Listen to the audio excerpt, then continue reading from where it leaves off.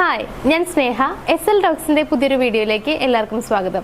പല റിലേഷൻഷിപ്പിലും നമ്മൾ കാണുന്ന ഒരു കാര്യമാണ് സ്ത്രീകൾ ആ ഒരു പ്രണയബന്ധത്തിൽ തീരെ സുരക്ഷിതരല്ല എന്നുള്ളൊരു ഫീൽ അവർക്ക് ഉണ്ടാവും എന്നുള്ളതാണ്.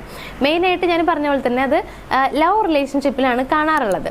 അപ്പോൾ നമുക്ക് സ്ത്രീകളെ ആ റിലേഷൻഷിപ്പിൽ സുരക്ഷിതത്വമുള്ള ഒരു ഫീൽ കൊണ്ടുവരുത്താനായിട്ട് എന്തൊക്കെ കാര്യങ്ങൾ ചെയ്യാനായിട്ട് കഴിയും എന്നുള്ളതാണ് ഇന്നത്തെ വീഡിയോയിൽ ഞാൻ പറയുന്നത്. കൂടുതലായിട്ട് അതിനെക്കുറിച്ച് പറയുന്നൊന്നുമില്ല.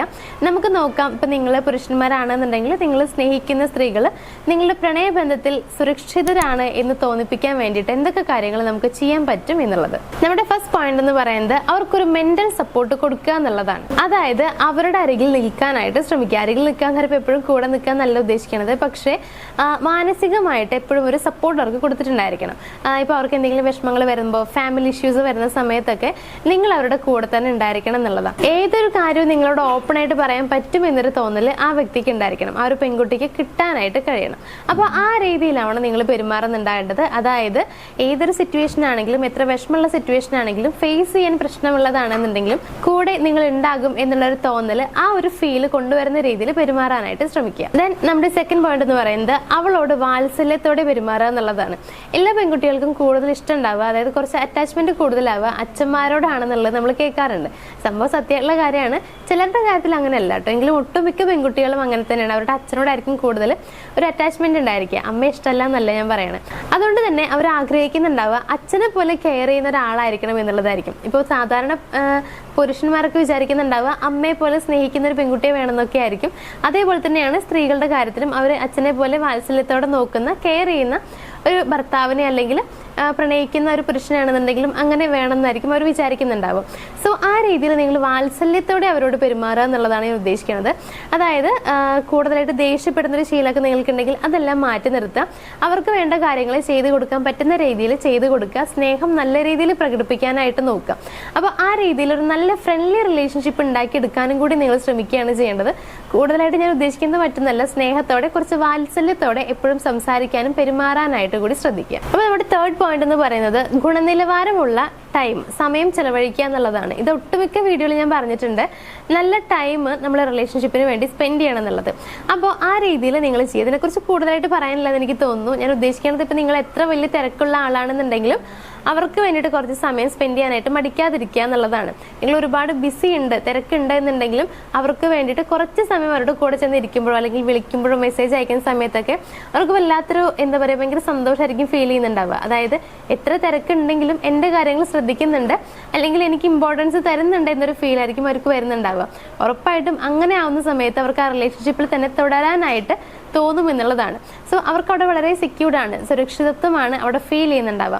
അപ്പോൾ ആ രീതിയിൽ നിങ്ങൾ എപ്പോഴും നല്ല ഗുണനിലവാരമുള്ള, അതായത് കൂടുതൽ ടൈം ആ റിലേഷൻഷിപ്പിന് വേണ്ടിയിട്ട് സ്പെൻഡ് ചെയ്യാനായിട്ട് നോക്കുക. ദെൻ നമ്മുടെ ഫോർത്ത് പോയിന്റ് എന്ന് പറയുന്നത് കൂടുതലായും അവരെ മനസ്സിലാക്കുക എന്നുള്ളതാണ്.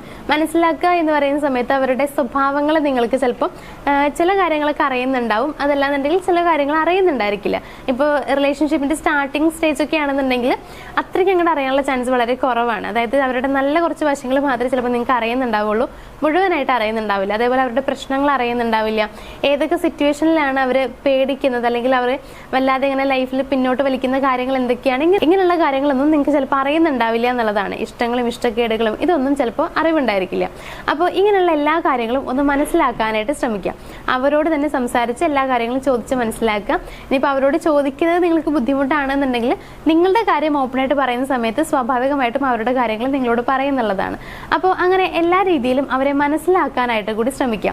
അവരുടെ കാര്യങ്ങൾ ചോദിച്ച് മനസ്സിലാക്കി അവരെ സപ്പോർട്ട് ചെയ്യുമ്പോൾ തന്നെ ഏകദേശം ഓൾമോസ്റ്റ് നിങ്ങളുമായിട്ട് അവർ വല്ലാതെ അറ്റാച്ച്ഡ് ആയിട്ടുണ്ടാവും. സോ അങ്ങനെ വരുമ്പോഴും നിങ്ങളുമായിട്ടുള്ള റിലേഷൻഷിപ്പിൽ സുരക്ഷിതമാണ്, അത് തന്നെ കണ്ടിന്യൂ ചെയ്ത് കൊണ്ടുപോകണം എന്നൊരു തോന്നൽ അവരിൽ ഉണ്ടാക്കാനായിട്ട് നിങ്ങളെ ഹെൽപ്പ് ചെയ്യും. അപ്പോൾ നമ്മുടെ ലാസ്റ്റ് പോയിന്റ് എന്ന് പറയുന്നത് സ്വീകാര്യതയാണ്. സ്വീകാര്യത എന്ന് പറഞ്ഞു കഴിഞ്ഞാൽ ഇപ്പം ചില ആളുകൾക്കല്ല എല്ലാ ആളുകൾക്കും കുറവുകളും കുറ്റങ്ങളും എല്ലാ കാര്യങ്ങളും ഉണ്ടാവും എന്നുള്ളതാണ്. പെർഫെക്റ്റ് ആയിട്ട് ആരും ഉണ്ടാവില്ല. അപ്പോൾ നിങ്ങൾ സ്നേഹിക്കുന്ന പെൺകുട്ടിക്ക് എന്തെങ്കിലും കുറവുകളും കാര്യങ്ങളുണ്ടെങ്കിൽ നിങ്ങൾ അതിനെ അക്സെപ്റ്റ് ചെയ്യുക എന്നുള്ളതാണ്. പല ആളുകളും കണ്ടിട്ടുണ്ട്, ഇപ്പം അവരിൽ എന്താണ് കുറവുള്ളത് ആ ഒരു കാര്യം പറഞ്ഞിട്ട് അവരെങ്ങനെ ഹേർട്ട് ചെയ്തുകൊണ്ടേയിരിക്കും, അതേപോലെ കുറ്റപ്പെടുത്തിക്കൊണ്ടേയിരിക്കും എന്നുള്ളതാണ്. ആ രീതിയിൽ ഒരിക്കലും നിങ്ങൾ ചെയ്യാതിരിക്കുക. അവരിൽ എന്താണ് കുറവുള്ളത്, ഒന്നില്ലെങ്കിൽ നിങ്ങൾക്കായിട്ടത് ശരിയാക്കാൻ പറ്റുന്നുണ്ടെങ്കിൽ നിങ്ങളത് ഓക്കെ ആക്കാൻ നോക്കുക. അതല്ലാന്നുണ്ടെങ്കിൽ അത് അക്സെപ്റ്റ് ചെയ്തിട്ട് മുന്നോട്ട് പോവുക.